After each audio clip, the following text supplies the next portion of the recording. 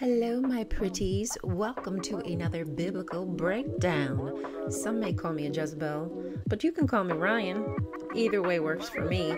Today we are going to talk about Sodom and Gomorrah. Now, you may have been taught that the sin of Sodom and Gomorrah was homosexuality, but what if I told you that is a false narrative to detract from the real sin of Sodom and Gomorrah, which was one of humility, shame, dominance, subjugation, oppression.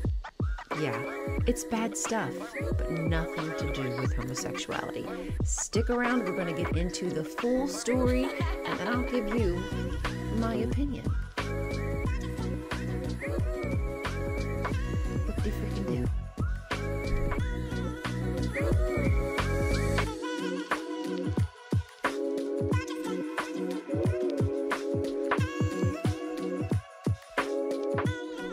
Welcome back. So many of you know or maybe don't know that I am a non-believer. So things like sin don't exist to me. It's like a non-factor.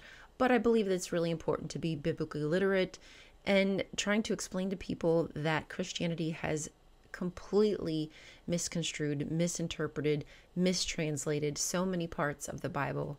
And I'm just going to dive right into this whole story and how it's been chewed up and spit out as propaganda for Christianity. They weaponize this story against people who love each other when this is a story of subjugation and dominance. Nothing to do with acts of love between two people. All right, here we go. Abraham is one of the main patriarchs of this story, as well as Lot. And there we see him with his two daughters. And also there is his beautiful wife. Oh, God, she looks gorgeous in salt. I always seem to think salt makes me look a little like pale. Anyhow, back to the Bible. So it starts in Genesis 13, where I'm going to pick up the story. Starts in Genesis 13. We're going to skip through a few parts in Genesis, but the bulk of it is in 13, 18, and 19, I believe. So Abraham gets called down into Canaan by the God Yahweh.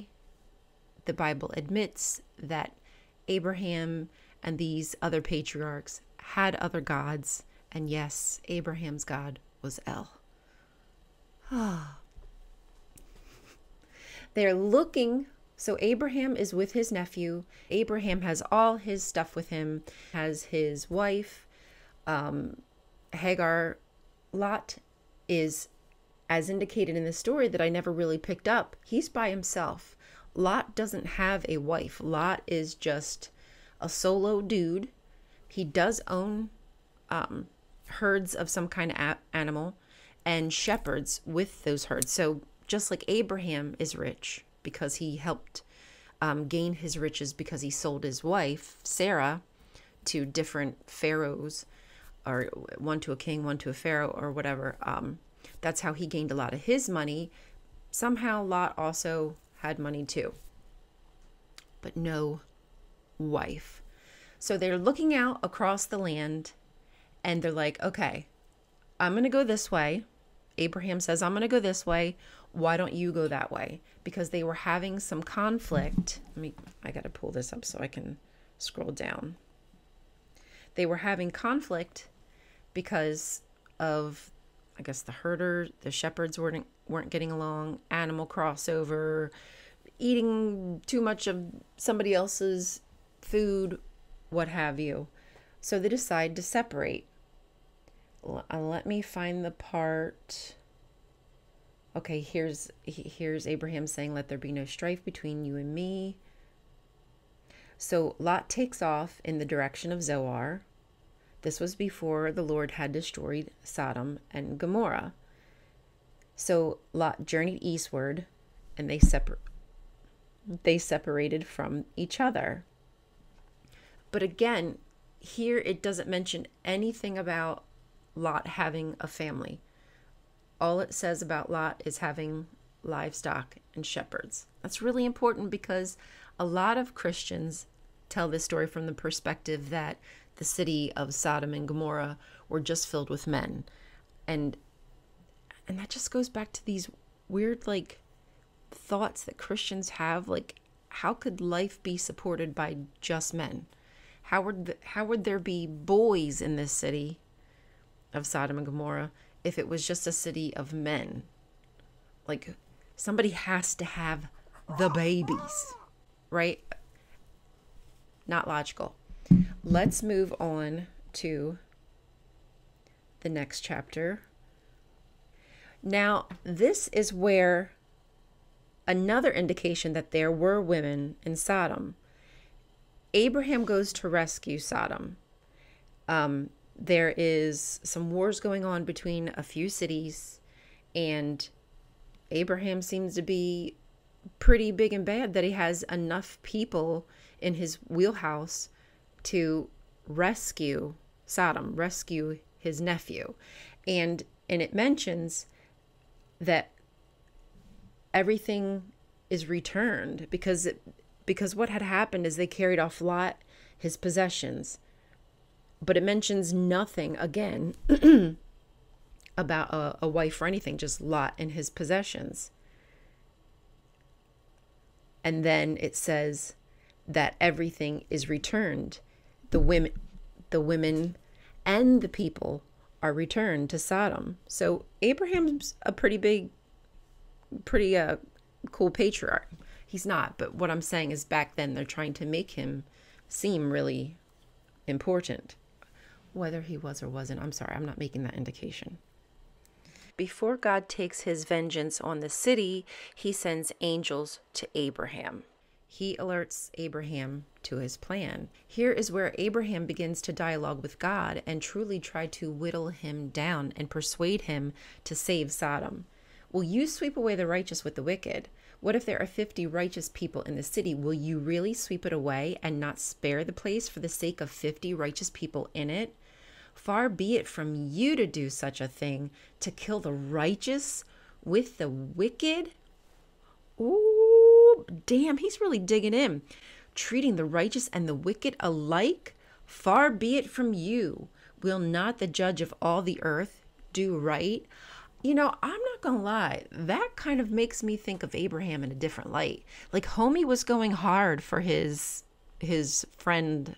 Well, I don't know if they were friends. His friends in Sodom, his nephew in Sodom, the people in Sodom. He's going hard for it. The Lord said, if I find 50 righteous people in the city of Sodom, I will spare the whole place for their sake. Then Abraham spoke up, now that I have been so bold as to speak to the Lord, though I am nothing but dust and ashes, what if the number of righteous is 5 less than 50? Will you destroy the whole city for lack of 5 people? If I find, now this is good to know that God and Abraham can both do math. If I find 45 there, he said, I will not destroy it. Once again, Abraham says, what if only there are 40 there? God's like, okay, 40 will work. I'll save them for 40. And then Abraham's like, hold up. May the Lord not be angry, but let me speak. What if only 30 are there? Okay, dude, they just keep going back and forth, right? Till finally, Abraham gets him down to 10 people. For the sake of 10 righteous people, God agrees that he is going to spare the city. So what do we have here? Did God lie? Was there truly not 10 righteous people?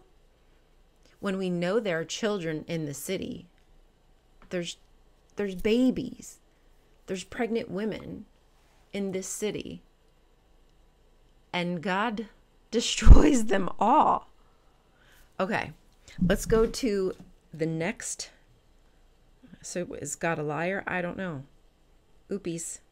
The next is 19. So the angels tra-la-la-la-la their little way to Sodom, and they find Lot sitting at the gate. And this is something that it had never occurred to me until I read these papers. You know, that's why I love like finding a scholarly approach to these things. Lot was at the gate. that is a position of trust, and it could be a position of power. So Lot goes there as a complete stranger and somehow procures a wife and gets some kind of position where he's trusted in this city. Is this city as bad as they are telling us it is? It doesn't sound like this is a bad place. Okay. So the angels find Lot there, and Lot's like, oh, I think he's like, oh, like I can recognize who these are. Like, come to my crib. You can stay there. You got to get out of the town square. It is not safe for you. The reason it was not safe for the angels to be out in public like that is because they're strangers. They're foreigners in a foreign land. And there are rules. Cities have rules. Sorry. Talk about following Caesar's laws. This city had rules. You were not to be a stranger staying inside of the city walls. Okay? So Lot was doing something that he probably shouldn't have done. People were probably supposed to be vetted. This is more than likely a city who will find passersby and grip them up and assault them to prove their dominance, because that's what they did back then, and take your prized possessions. Pause. After sundown, not a good idea to be in a strange city. Lot knew this. He invited them to his house. He insisted so strongly that the angels decide to follow him. So he's very hospitable. Lot does the right thing. He does what should be done. You should help strangers. You should help people in need. You should welcome them in. You should feed them if they need food. You should give them clothes if you can help clothe them. And that's exactly what Lot did. So that was super dope. And I think that's initially the reason why he's considered to be a patriarch, because he acts in this kind manner that you are supposed to act. And I'll go into that later, because xenophobia means that you are unwelcoming, and Lot wasn't. So the men find out that there's strangers in Lot's home. How they found out, I don't freaking know. But they begin to pound on Lot's door and telling him to bring the men out because they want to get to know them. Now, get to know them could be a euphemism for sex. It could be a means of interrogation. And with that interrogation, in many ways that they do with war, is they assault somebody to force people to tell them things. I mean, this is just something that has been done, obviously, since biblical times, if not way before that. And it still continues to this day. I'm sorry, I know that's gross and nobody wants to hear about that.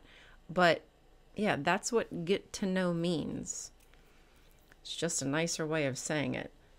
So the actual intent, I can't tell you. I can't freaking tell you. But I am trying to give you some more insight that I've learned from reading these papers. Like I said, okay, shut up. Stop. I'm not bragging. Oh God, does that sound like I'm bragging? I'm not. I'm sorry. La la la. Okay. Ay, Dios mío. So Lot says, please do not do this wicked thing. I have 2 daughters who have never slept with a man. Let me bring them out to you, and you can do what you like with them, but don't do anything to these men, for they have come under the protection of my roof. Okay, so that's almost like this hospitable law. They are now protected under his roof, because there is these like ancient laws of how you should treat people. And again, I'm going to go into even more of some other biblical verses of why that is true. I wanted to interject a little bit because I don't think I went over this enough, but Lot offers his daughters, his 2 virgin daughters, because he feels like it would be less shameful, less harmful for the women, his property to be assaulted than the men that he has guaranteed to protect under his home. Basically just showing how much an afterthought women were. Even a virgin woman was in the ancient world. So they're like, this guy, which is Lot, came here as a foreigner, right? And now he wants to play judge. We'll treat you worse than them. And they kept bringing pressure on the door, and Lot moved forward, pressure on Lot, and moved forward to break down the door. So these guys say to him, you are a foreigner here. So they've welcomed him in, right? He's established himself enough that he's living there. He's gotten a wife there. He's had kids there. His children are betrothed, fuck.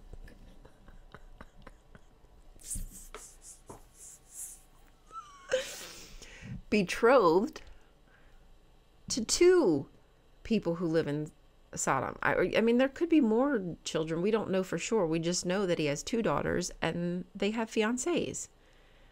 So, and then he got a position as a gatekeeper.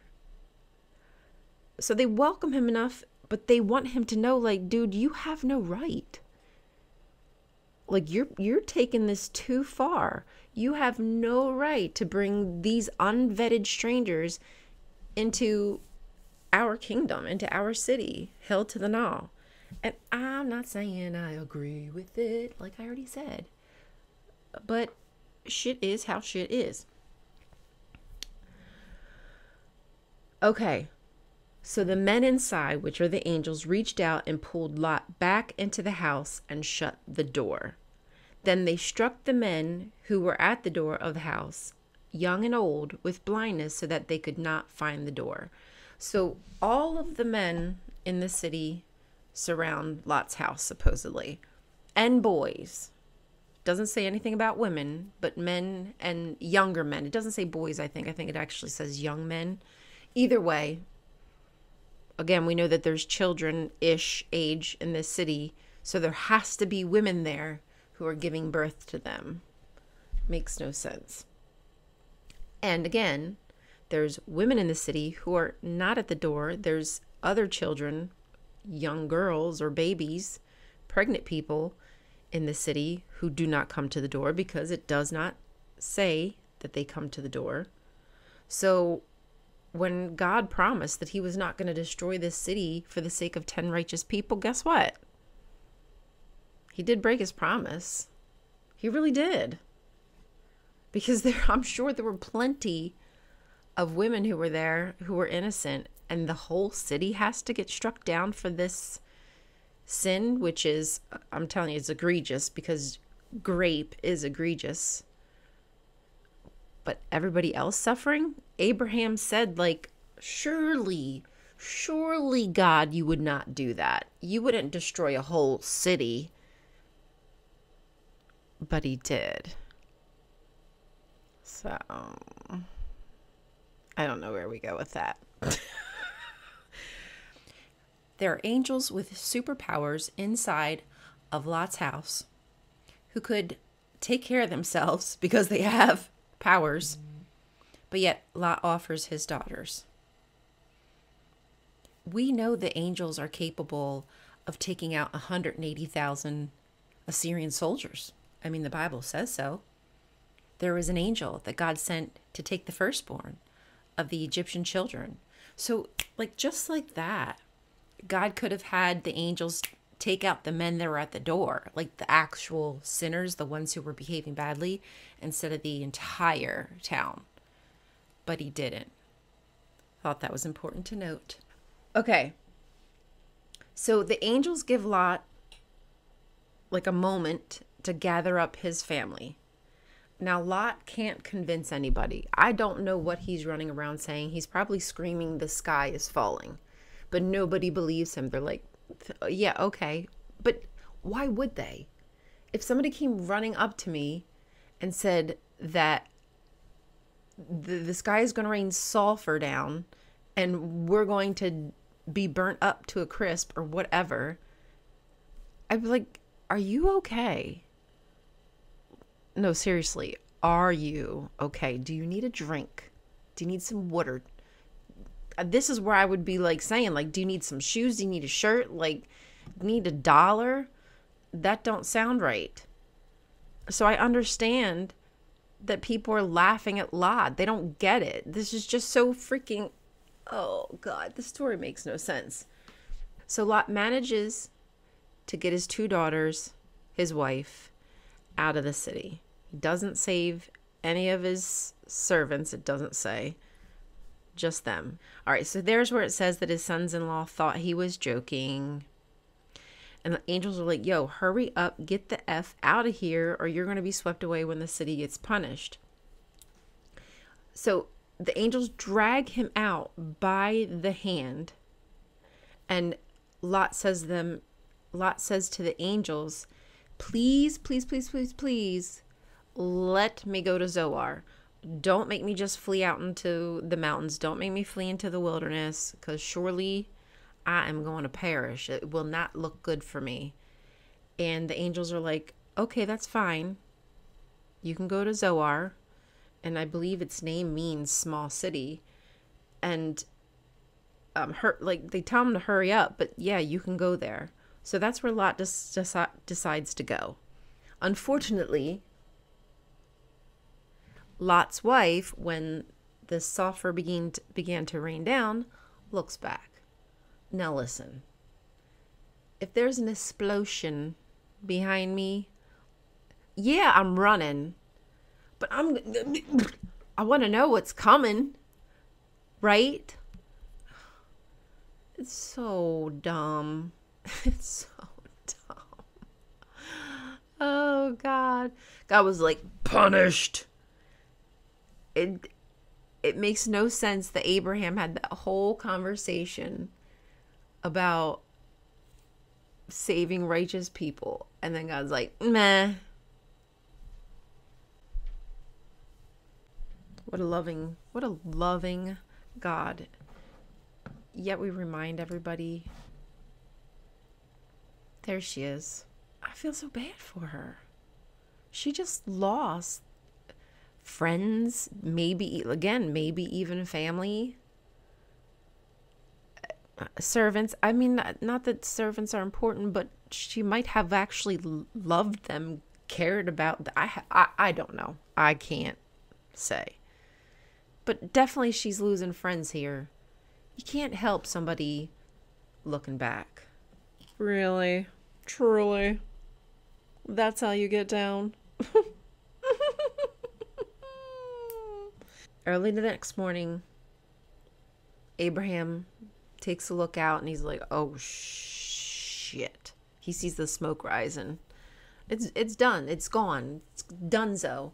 Now, I'm not going to get too much into what actually happened to the city of Sodom and Gomorrah. I'm going to get a little bit into it at the end. I have like a map and everything, a little breakdown, and so I can give you some more information.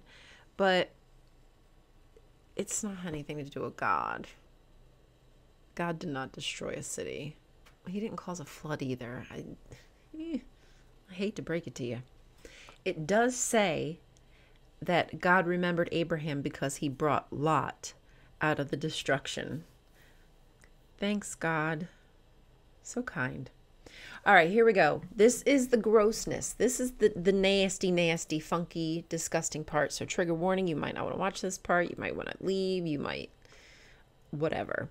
Lot and his 2 daughters left Zoar and settled in the mountains, for he was afraid to stay in Zoar. So he gets to Zoar. He gets to the city of Zoar,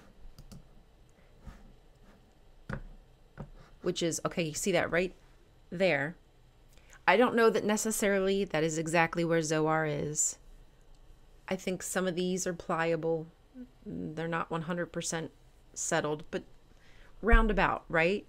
He goes there, with his daughters, and then gets afraid and decides to leave.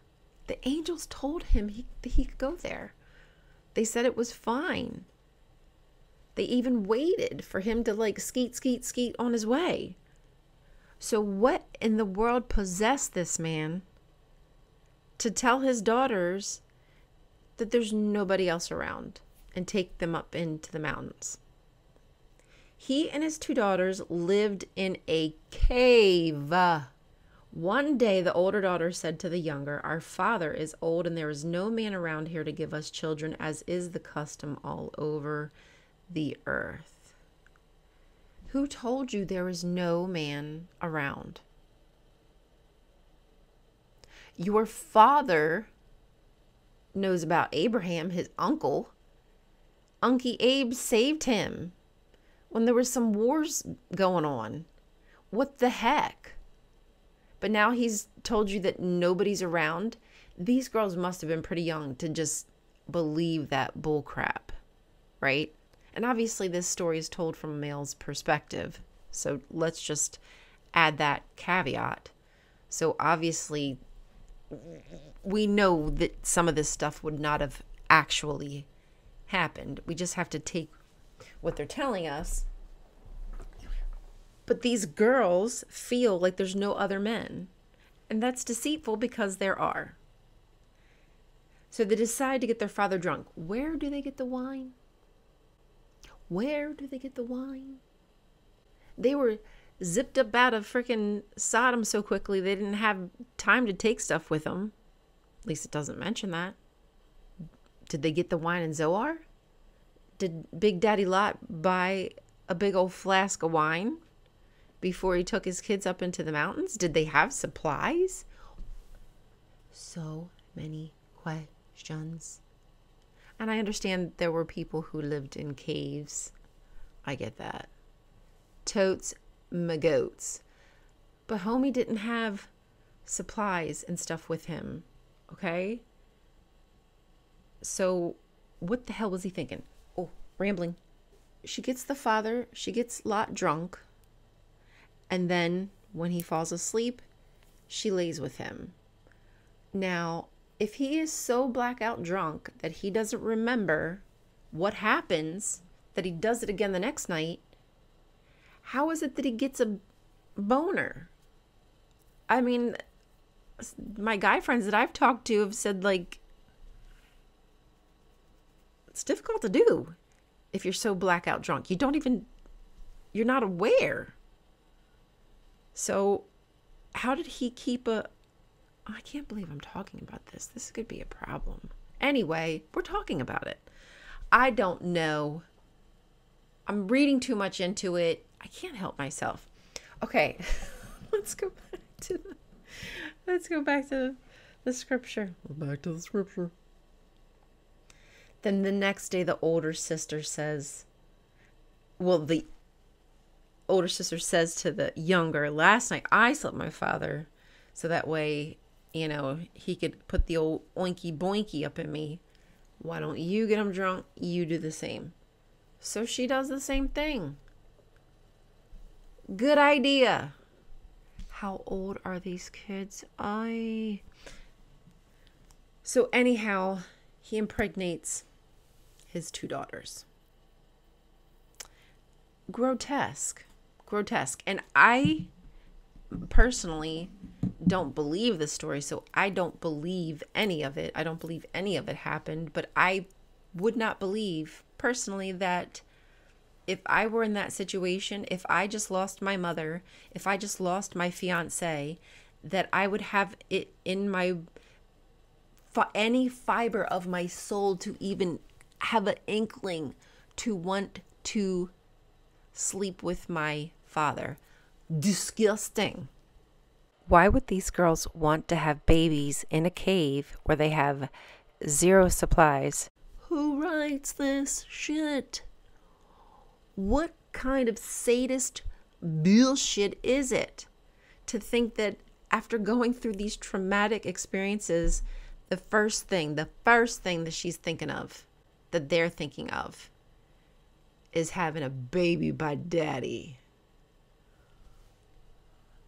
Just know, it is like a Christian's wet dream. They love this story. They pretend, they go, ugh. They flabbergasted and aghast. How could they? Ugh. They're getting off on it. I said what I said. And I say that because I feel like they intentionally took the meaning and intent of the original story and changed it to fit their narrative, because it does not indicate that anywhere in the Bible that it's about homosexuality. And they ignore abuses inside of the church. But abuses are exactly what was happening in Sodom. That's why they won't acknowledge it. That's why they want to change the narrative, because they are guilty of that same crime of not protecting people. Now, where do we go from here?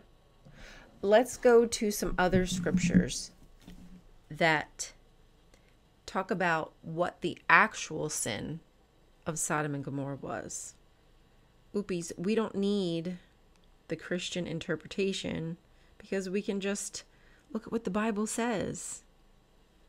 I mean, I know the Christian interpretation should be in the New Testament, but guess what? Never mentions homosexuality. In fact, homosexuality is not a word in the Bible ever. And if your translation says it, it's a bad translation. You're welcome. Ezekiel. Let's take a look at Ezekiel 16, and it's going to tell us what the sin of Sodom and Gomorrah was. I think it's oopsies. It's pretty like 40 something. Oh, here we go. Yes. 49. This was the guilt of your sister Sodom. She and her daughters had pride, excess food, and prosperous ease, but did not aid the poor and needy. They were haughty and did abominable things before me. Therefore I removed them when I saw it. It says it right there. They had an excess of whatever: food, money, animals, you name it. They had an excess, but they didn't help the poor and needy. They were haughty and did abominable things. In verse 53, God says that he will restore their fortunes, the fortunes of Sodom and Gomorrah. So regardless of what sins that God felt that they were committing, they were still redeemable. Sorry, Charlie. Or maybe I'm not sorry, Charlie. Maybe I'm happy Pappy. Okay. So right there, right in front of us, we don't need a Christian interpretation, right? Because that's what the New Testament is. It's really important that we start breaking down that the Bible is like the Hebrew Bible, and then there's the New Testament, the New Testament, which comes much later, which is just an interpretation of the Tanakh, which is something that we can do. We can do that just as well. But even still, there isn't anything in the New Testament that suggests that the sin is homosexuality. And in fact, one of the next scriptures that I want to go to is Matthew 11, because Jesus even backs that up. Matthew 10. Sorry, I don't know exactly which verse it is. I just know it's Matthew 10. Okay, so basically he's talking about going out and telling everybody the good news. Good news. Jehovah says you're gonna die if you don't worship him.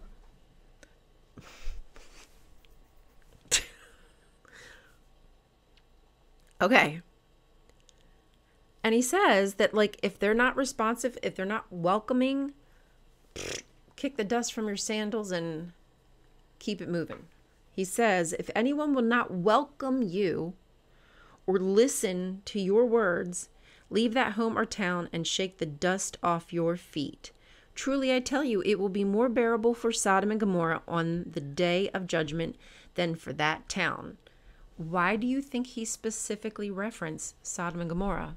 Because they were unwelcoming. Why do you think he specifically used that word, welcome? Because it's the opposite of what they were. So right there, Jesus tells you what Sodom and Gomorrah's sin was. And it's really exactly what the United States is. If you ask me, build a wall sounds a lot like you're not welcome in this town. I gotta go. Okay, I'm back. New hair, new outfit, new day, same story. I hope I can jump back in without missing a beat. We left off with Jesus basically corroborating what I said, that Sodom and Gomorrah was unwelcoming, inhospitable. And then here in Judges, there's like a similar idea happening. Let's take a look. So there's this Levite who is traveling to Jerusalem with his servant and his concubine. And it's getting time where they need to stop for the night. And his servant's like, hey, let's go stay in this place. And the master's like, no, we can't stay there because they're not Israelites. They won't be welcoming. Let's go to Gibeah or Ramah and stay there. So they head to Gibeah. Now, when they get to Gibeah, they stop to spend the night, and they looked around in the city square, but nobody took them in for the night. There was nobody who was welcoming. Okay, so here we have another parallel city. The town is inhospitable also. There's an old man who is also from the hill country, so the same place that this master, this traveler, is from, and he sees these people and says, hey, you can come stay in my house. I'll take you in. So they go to this man's house. The man welcomes them in. The travelers don't need anything. They have everything they need. They just need a place to stay. All of a sudden, guess what happens? Pounding on the door in verse 22. Pounding on the door, the old man who owned the house, bring out the man who came to your house so we can have sex with him. So here we go again. We want to get to know him. The owner of the house went outside and said to them, no, my friends, don't be so vile. Since this man is my guest, don't do this outrageous thing. Because he's come under the protection of this man's home, just like the angels had come under the protection of Lot's home. Here is my virgin daughter and his concubine. I will bring them out to you now, and you can use them and do them what you wish. But as for this man, do not do such an outrageous thing. Because it's about domination and subjugating somebody, which is heinous. No matter the reasons of the assault, it's always heinous.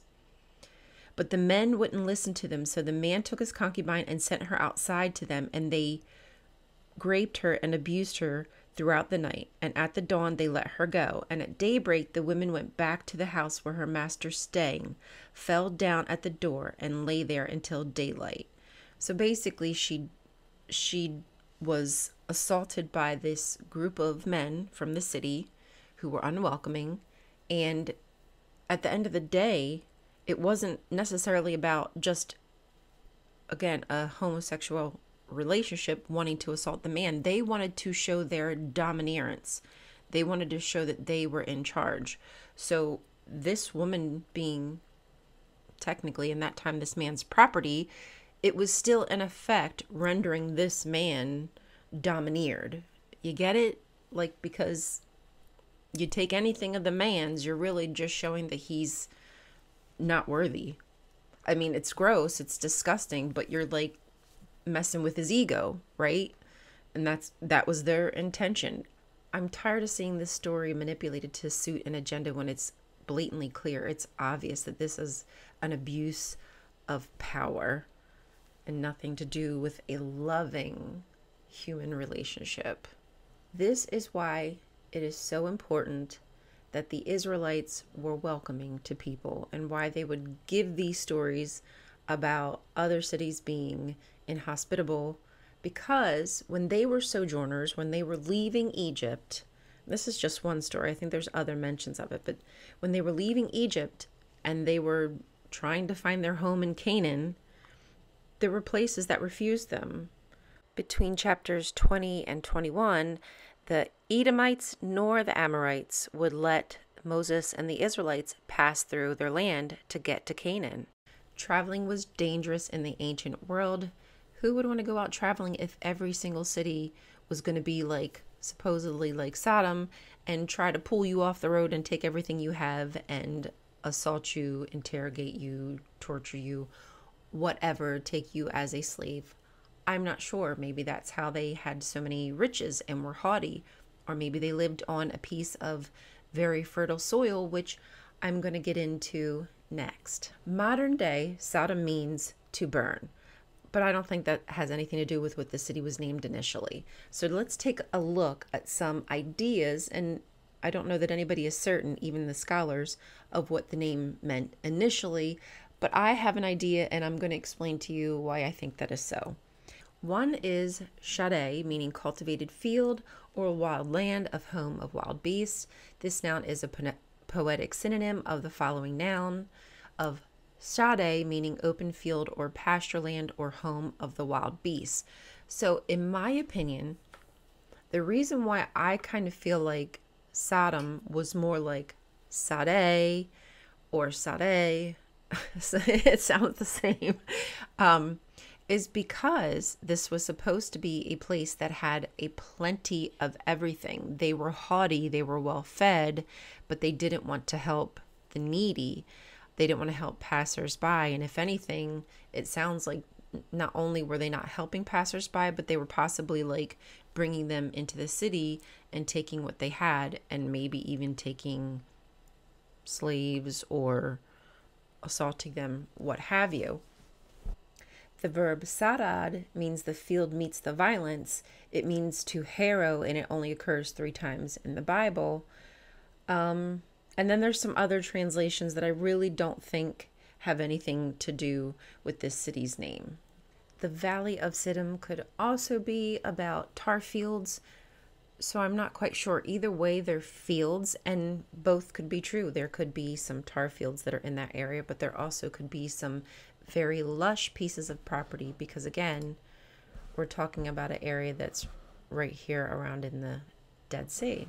Now I want to get into some of the details and some of the straight up facts about how the whole entire Sodom and Gomorrah tale has been manipulated, and I believe on purpose. So back in its ancient context from the Sanhedrin, the Babylonian Talmud, this is what they say about Sodom and Gomorrah. The men of Sodom waxed haughty only because of the good which the Holy One, blessed be He, had lavished upon them. They said, why should we suffer wayfarers, who come to us only to deplete our wealth? Come, let us abolish the practice of traveling in our land. So what we have here essentially is the first anti-immigration laws. God had blessed the city, lavished many things upon them, and they didn't want wayfarers in their city to deplete their wealth. It is exactly what America is like when they say build a wall. We don't want people coming here to take what is ours. When people are in need, you're not supposed to turn them away. It's just an ancient practice of how you're supposed to receive people. Again, like I said, sojourners, when they were coming out of Egypt, they were looking for somebody to give them reprieve, and people didn't, and that was a sin according to God. Anyway, now there's other things I want to add to this. Hold on, pause. In fact, it's St. Augustine and St. Jerome who are some of the first people that we hear speaking about the Sodom and Gomorrah story. And there's St. Jerome. Look at that dude. And we're believing him? People are just going to believe what he says. Somehow that makes sense to people. Anyhow, I searched through St. Augustine's letters and books, and everything that I could find about Sodom are very vague. There's nothing specific about homosexuality, just that Sodomites were sinners.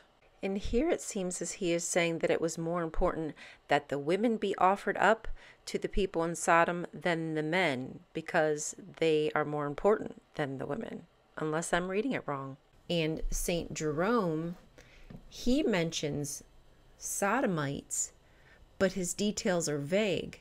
And what he's referencing is a woman who wants to get a divorce. And he's saying it doesn't matter what the husband does. A woman cannot get divorced. So again, why are we listening to these men?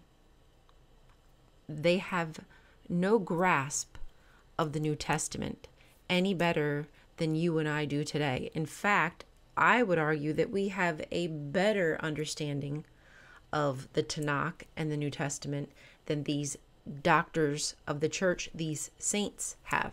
But somehow people don't realize they're believing their theology. What they are listening to and believing does not come from Scripture anywhere. There's nothing in the Bible that backs up Sodom and Gomorrah being a story about homosexuality. It is about being unwelcoming and treating people like utter shit. There's a few more things I need to add. Let me gather myself. Pardon. Here is the fun part. Archaeologists have been doing the digging, trying to figure out where Sodom and Gomorrah were and what happened to them.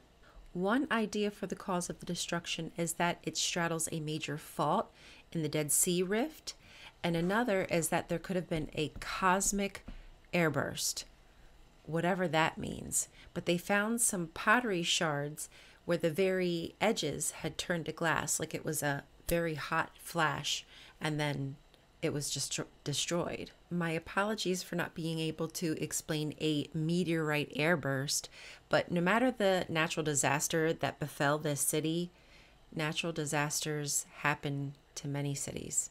They're happening right now. They've happened since time began. So this is no indication of some kind of God intervention. This just sucks that it happened to them, and the Bible has taken the story and written it to their advantage. That's pretty adventurous, pretty imaginative. I'm down. I'm going to end here for now, but because I did this on 2 separate days, I might be a little out of sync. So you might find me going back and interjecting some of my thoughts, something I might have overlooked, or maybe even adding some more information into my presentation. My video. Oh God, presentation. Oh, extra Jehovah's Witness in my presentation. Do not let this story be manipulated any longer. Fight back against it. It's being used to marginalize people. It's just propaganda.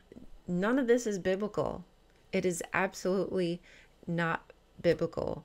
This is a story about power and abuse. And I think the reason that Christians don't want to accept it for that story, because they are guilty of doing the exact same thing. They don't protect children. They are unwelcoming in this country. And I'm not saying that everybody is, but I mean, look in the media.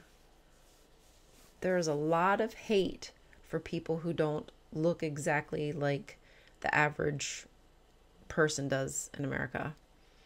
All right, y'all, I love you. I know I pick on about those certain things, and to some people it probably gets really annoying, but I can't help it. I am who I am, and I'm going to talk about these things. It's just what I want to do with myself. So if you don't like it, you gotta leave. That's fine. I understand. My content is not for everybody. Okay, where was I going with this? I don't know. I love you. Thanks for watching. Let me know what you think. Just please don't do like this weird verbatim of reading the scripture and trying to inform me that there's something more there that I didn't see, because trust me, I've read it through and through. I've read some scholars. I've thought about it and marinated it on it in my mind, and there was nothing in there about a loving relationship. That is all about abuse and hurting people.